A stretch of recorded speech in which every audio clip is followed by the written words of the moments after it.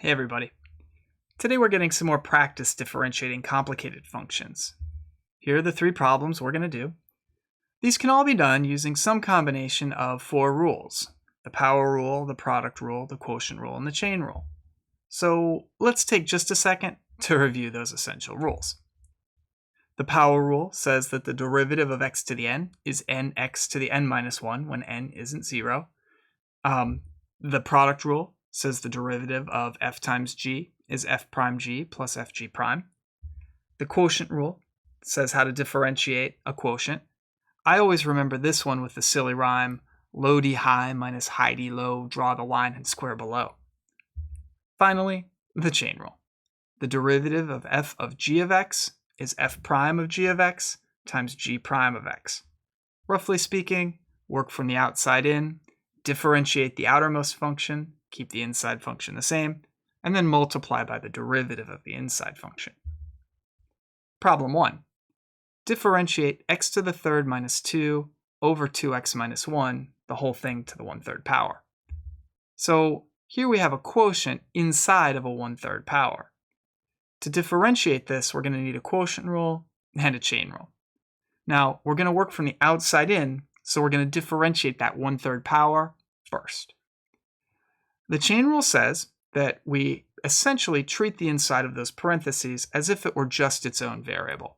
So the first step is going to be 1/3 times the inside to the negative 2/3. Then we have to multiply by the derivative of what's inside, according to the chain rule. This is going to require a quotient rule. Low d high minus high d low, draw the line and square below. Next, I have to differentiate x to the third minus 2 to get 3x squared, and 2x minus 1 to get 2.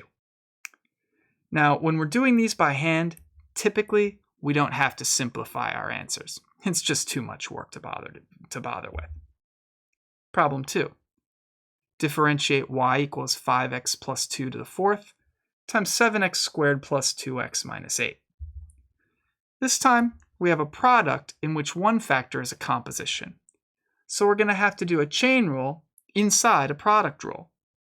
First of all, let's just write down the product rule. Derivative of the first times the second plus the first times the derivative of the second. Now that first derivative there, 5x plus 2 to the fourth, is going to require a chain rule. I'll do 4 times the inside of the parentheses to the third power times the derivative of the inside, which is just going to be 5. The final derivative, 7x squared plus 2x minus 8, I can do directly. I get 14x plus 2. That's our final answer on this one. Problem 3. The square root of 1 plus the square root of 1 plus the square root of x. So here I have a function inside another function inside another function. I'm going to need two chain rules.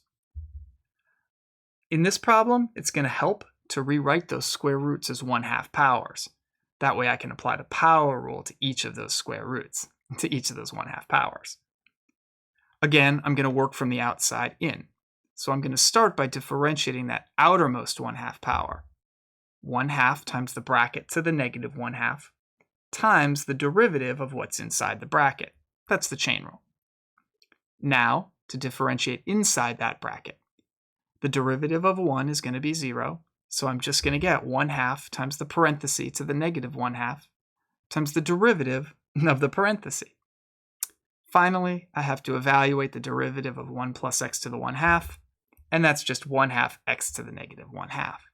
Overall, here's the final answer to this problem. Another one that I don't want to take the time particularly to simplify.